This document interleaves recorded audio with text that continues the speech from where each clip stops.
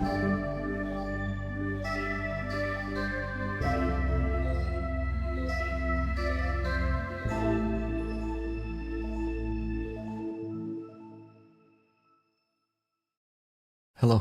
Hey.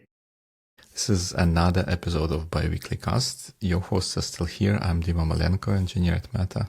I'm Slava CEO at Savvy. Cool. And this time around, we are going to talk a little bit about estimation. And I think, Slava, you added a helpful and useful clarification that we are going to talk about estimation in planning, not estimation broadly. Even though the definition I have for this, for the process of estimating, which I borrowed from Wikipedia, because I think it makes a lot of sense, but it's also broad. So like the clarification that we are talking about this in context of project planning, I guess, is helpful. So the Wikipedia says that estimation or estimating is the process of finding an estimate, like how useful that is, or an approximation, which is a value that is usable for some purpose, even if the input data may be incomplete, uncertain, or unstable. So basically like getting a value for something which you cannot measure directly and only have some incomplete inputs to infer. And like, I guess in case of estimation, that would be maybe the duration of the effort of the project. Was it what you had in mind when you started discussing or thinking about this topic? Kind of. I think I would just add an example here that if we have, let's say, sales and marketing team, and they say that they would like to grow plus 30% or plus 40% or plus 50% or minus 10%, doesn't matter what percent is, they come up with this percent from somewhere. And I think that the method of this potential increase or decrease could be just a tendency from the previous year. Like we did plus 20, so we'll probably do plus 20 next year if we don't change much, which is not always true. But the method how people come up with this number is interesting. And I think that the more uncertainty there is, the more interesting it becomes. I agree with you. It's like whatever I know about estimation, it revolves around figuring out how to, let's say, minimize uncertainty of the end result that we are going to achieve, or get ourselves prepared to where we are going to be in the end. Now, with your helpful clarification, I understand that some of the notes that I put in our show notes may not be as relevant, because you would know that before we started recording, I said like, hey, it looks like a lot of things I know about estimations, they are applicable to estimating software projects, which have their own specific context as compared to other projects. Even here, like estimating, we're not estimating a project in this context, right? We are estimate the trajectory of some entity towards something.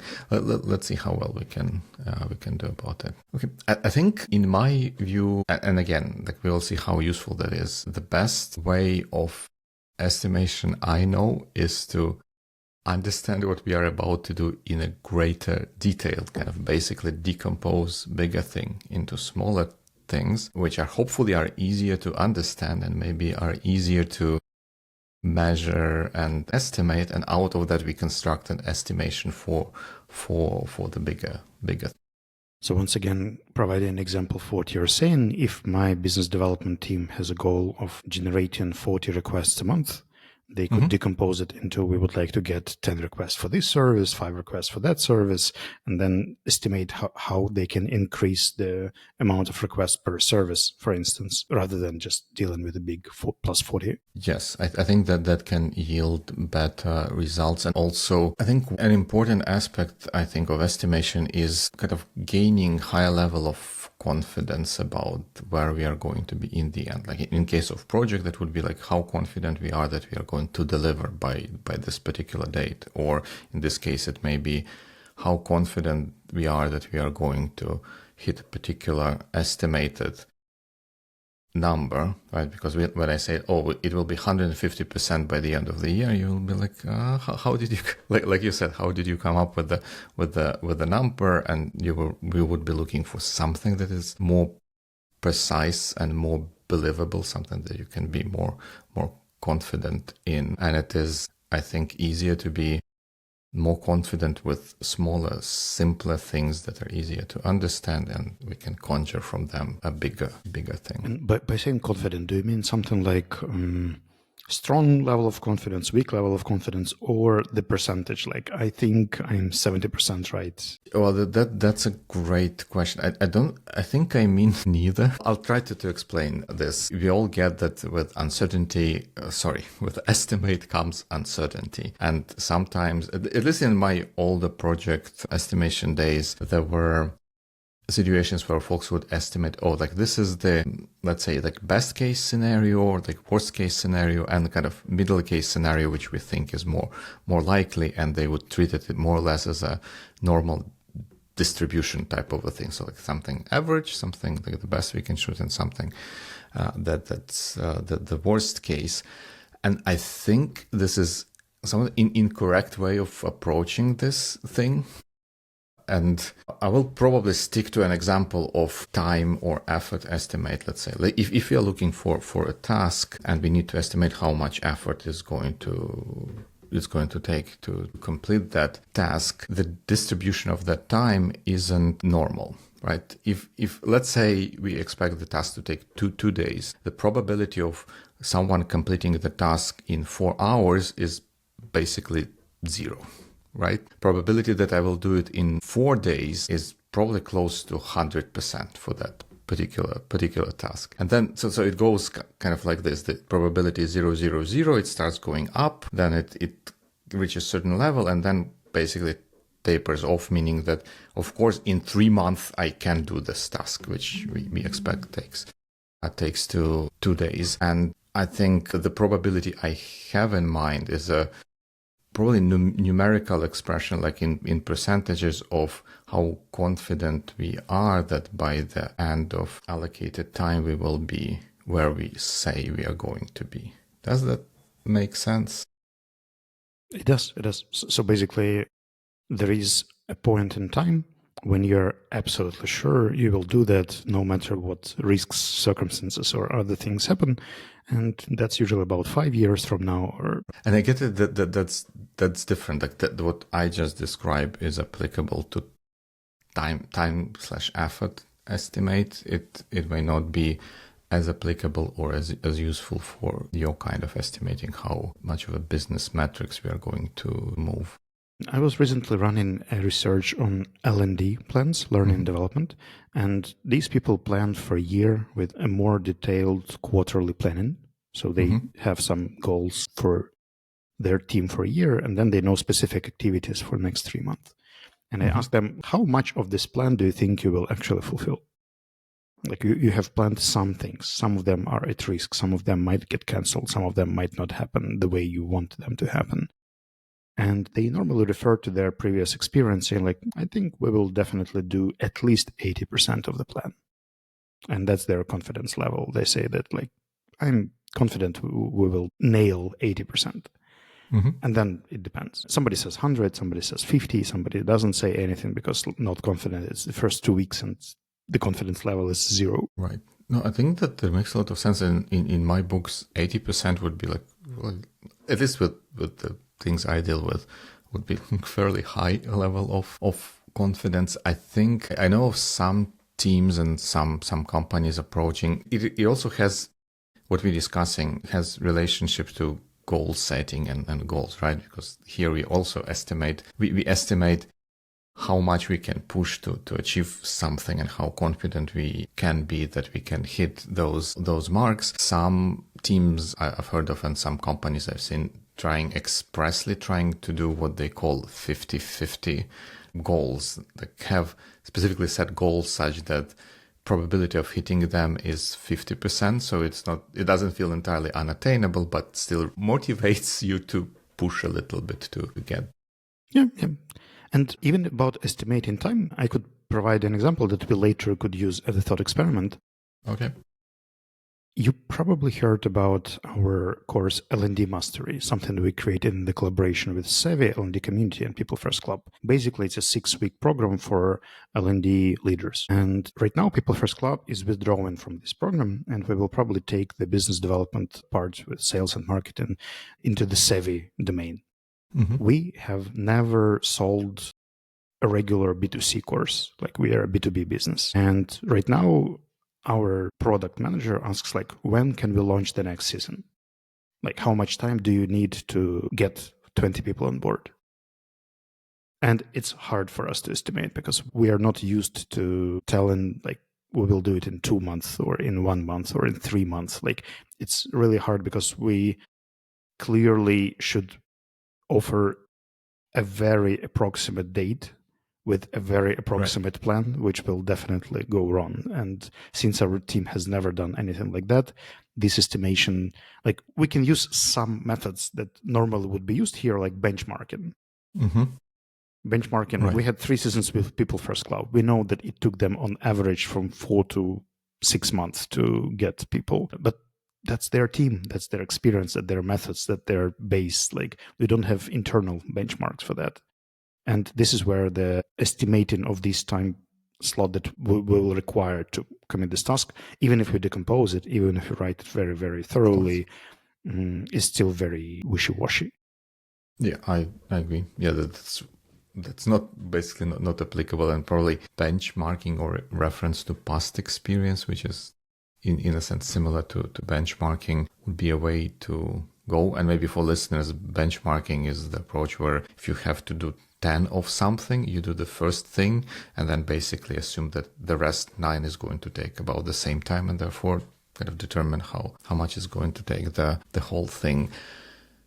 Yep, that's tough problem. Let me try to I want to say offer an approach. I say maybe it's offer is too much. Let's explore this thing together, because this is something that I not rarely use again in software projects where we also need to kind of maybe improve something which is not certain. It's not like improvement is not like painting a wall. You know how much wall you need to paint, and you can do this whole calculation and it sort of works. But improvement, which is more uncertain, like you don't necessarily know what needs to be done to yield that improvement or kind of land new participants in the course. I often like to do kind of time boxing type of an approach, where we say that we are launching the course on 1st of February or whatever else it might be. And then we basically work to, as opposed to estimating like when we can get 20 participants and then set the date course based on that, we kind of do it the opposite way around. Like we say, we want to launch on this date. What do we need to do to get there? And maybe as time can get approached, we can be more open to more drastic measures. Maybe let's say we have 18 people with 2 weeks to go, and if we are not kind of too confident we can land to additional participants, can be auction, I don't know, like have some sort of lottery to fill the space to have the course launched on that date. But the software project, it feels like, look, we are setting the goals and let's work backwards from that and see what needs to be done for us to get that, which is, it's not exactly estimation, right? But it's kind of the opposite. We, instead of estimating the date, we estimate the work based on the date. But that's still estimation. That's estimation of the impact. Like, you basically plan a number of activities, you estimate how much they would bring, and you put it together in a timeline, and like, that's your plan. And that's exactly what we are going to do with our team. But I think that we will do it in 3 iterations. Like, let's say we would get launched on February 1st, on April 1st, and on June 1st. What would be the difference? Like, would we put more activities into how much it would cost us to launch these 3 dates? And then it's way easier to choose the optimal option, because if things between the 1st of June and 1st of February are not that different, of course, it makes sense to push things up and do it in February. But if, for instance, if we take more time, we have time for research, we can run a number of events, we can increase the visibility, we can run a few events and extra campaigns, and then it makes this whole thing twice cheaper, then maybe it makes sense to postpone to 1st of June. That makes a lot of sense. It's like basically what you are doing is like, I would call it pressure testing the plan. How much can we squeeze in and out, and see how other parameters change in relation to that, and choose what we think is going to be the best one for us. And kind of to reiterate a little bit that my previous point, I think Amazon uses this approach a lot when they launch projects. It's slightly in a slightly different context, and maybe with a slightly different flavor. You may have heard that they write a press like when they have an idea for new service or something like that, they would first write a press release as if the service is ready to ship, and then they call it like work backward, and they define plan to get to this press release and gauge it and try to get it to a point. The only thing that I see with this, and the only issue I see with this approach that I normally observe at strategic sessions, is that people who actually set this goal are not the ones who are going to fulfill it. And this is where it gets a bit hasty, because I think people who set the goal should have the responsibility to actually make it happen. I cannot agree more with you. I agree that, and I think it also more or less kind of standard situation, right? That there are often people who are more keen on setting the goals, like the measurement. What I'm saying, management or leadership, this is basically how they think. They think in bigger blocks, which are defined by goals or hitting specific milestones here and there. And then other folks who actually work on that stuff, they kind of approach it from bottom up, and they need to understand and believe that the work that they are going to do is going to get them there. Yeah, it would be better if folks who are working at least definitely have a say in how the goals are estimated and set, and also they have internal confidence, or at least believe in themselves in being able to hit those goals. So if we say that, like the way I see it, I would apply 3 different ways to estimating my specific case with L&D mastery. The first one is the baseline and trends. Like we can see the tendency with People First Club, how long it took them, like how many leads they would get weekly, monthly, after doing a number of activities. We could set it as a baseline.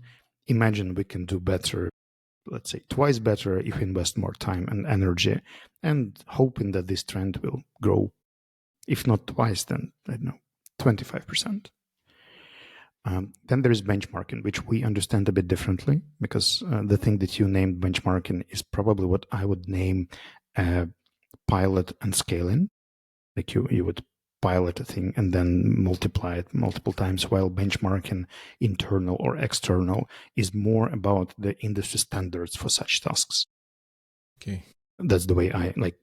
Normally, an app of this size takes 2 months. Like, that's a benchmark for that. It's not about your experience, it's about the industry standard. And the one that I would add to this list would be expert estimates. When you don't have the expertise, you could come to someone who has done that, let's say social media marketing specialists who have advertised courses before, and they could say like, well, for such course, it would be, on my opinion, $20 per lead and a month. And another SMM expert would say, no, I think it's $50 a lead and 6 months. And there you get a number of expert estimates, and you could somehow understand a range of things, at least. Yeah, that makes a lot of sense. I think thanks for bringing this up, especially about benchmarking. I think it probably all speaks to my inherent disbelief in kind of in external standardized things. Yeah, because I like in maybe either in my experience or in just in my mind, I'm not too certain how much experience I really had evaluating those things.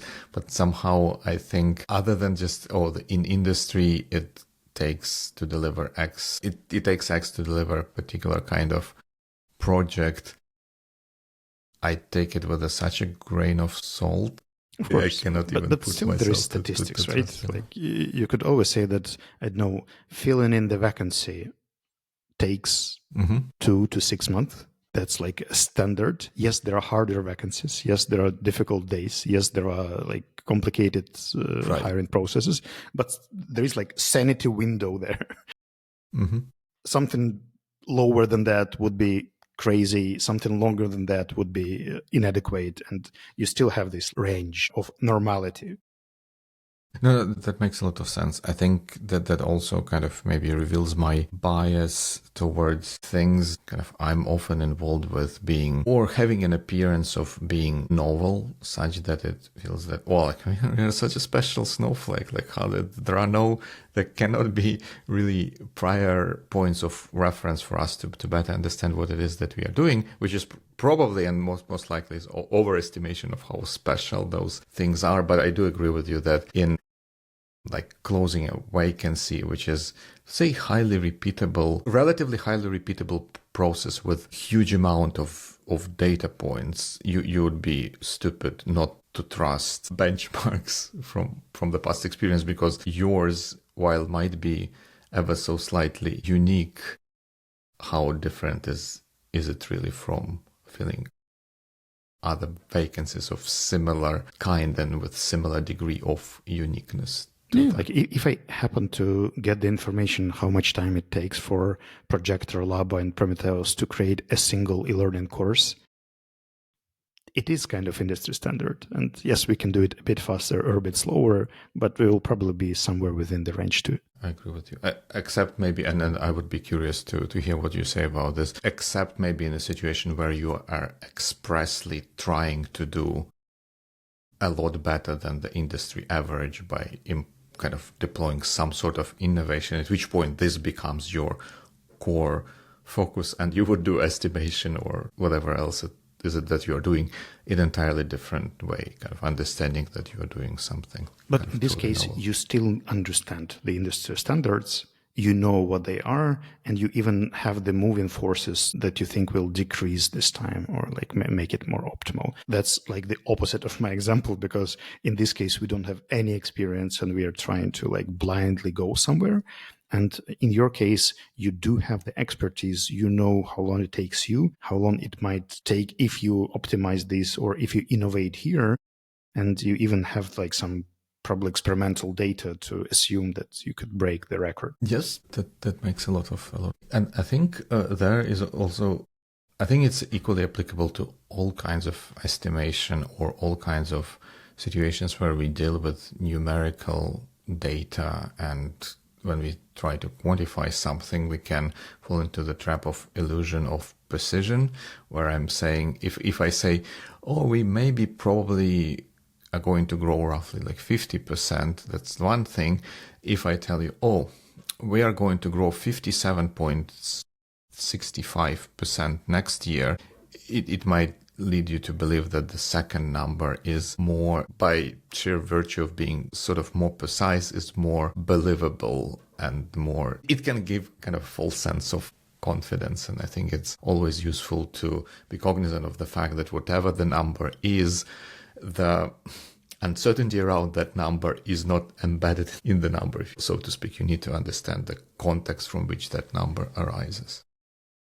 And, I think I could visualize it with a scale of like realistic versus ambition, where on the realistic scale, there is a person who does only what ones understand fully. Mm-hmm. And you have to have the data, the experiments and stuff before you actually estimate anything.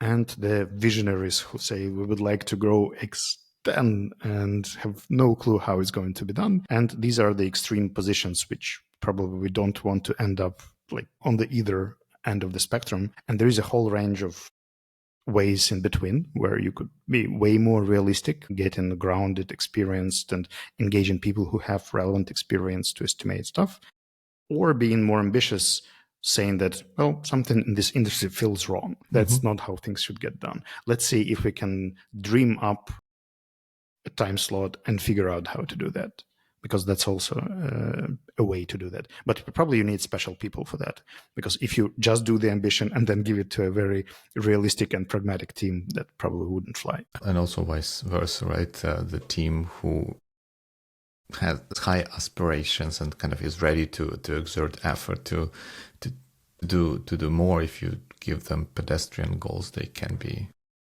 demotivated as well. So do you think at the end we could put it all together into like a step-by-step instruction for my marketing team?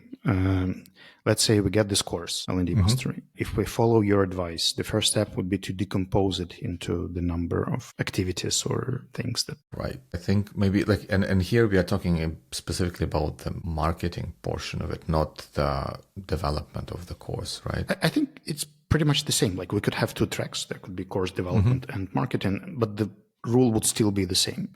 You would put the course development into the streams, into the major task that you can already see. Like you would need updated content. You would have to refresh the, learning management system because it's gone. Like there are some obvious things and less obvious things. And for marketing, there are some things you can totally see and some things you could estimate. Like if we run 6 events, we will probably get enough people signing up for the course. Or if we run 3 events and a few marketing campaigns by email and a few social media things, and we also pay to a few opinion leaders for their promo, that might totally bring 6 people. Right. Yeah. And understanding the details of what specifically we plan to do can help better estimate, because if it takes like two weeks to negotiate with the industry leader to have kind of joint campaign, and then 3 weeks to execute that campaign, you're looking at least at 5 weeks worth of scheduling, and you basically understanding that kind of precludes your trying to set the goal to launch this thing in 4 weeks, because it would not be possible. And unless you understand greater detail, this might escape. And if I understand it correctly, with the things that you have relevant experience, you probably don't need to experiment that much. While with things like if, for instance, we have never paid to opinion leaders for the promo, we would want to make a few experiments, not even with this course, maybe with something else, but to see the efficiency of specific leaders or this way of promotion. Yeah, and I think that this is super valuable to get some kind of tangible practical experience, because it's one thing to estimate or brainstorm the estimate with people in the room, and when you get out into the real world, it can have a lot of different adjustments that you need to make to the plan. And based on my points, we would add here analyzing the previous data we had from the first seasons, like looking at the number of requests, the correlation between the activities and the requests, etc., trying to get some findings in there, and probably inviting someone to look at our plan. Like when we have an activity plan, we could ask someone from Projector, for instance, to come over and say, like, would they say that looks sane or not? Yep. Like the thumb test. And also, like you said, for activities or things that are highly repeatable, for which there exists a lot of data points and industry expertise, it could make a lot of sense to refer to what you call benchmark and take the industry standard numbers and incorporate them into your projections and plans. In our case, it would be the time from announcement to launch, like the normal period of time people take to get someone on board. Yeah, that makes sense. Right, and maybe for some of the more daring souls out there, you can do the reverse process of setting a specific goal and working out the plan to get them, which may encourage you to take more aggressive or more courageous steps towards achieving that particular goal. At any rate, it changes the calculus a little bit and can open space for new decisions and new solutions to hit that mark. All right, that makes a lot of sense. Just to sum it up, what's your estimate of this episode going online? It's 100%. In the fullness of time, it's 100%. Maybe I would say it's close to 100-ish% in 1 to 2 weeks.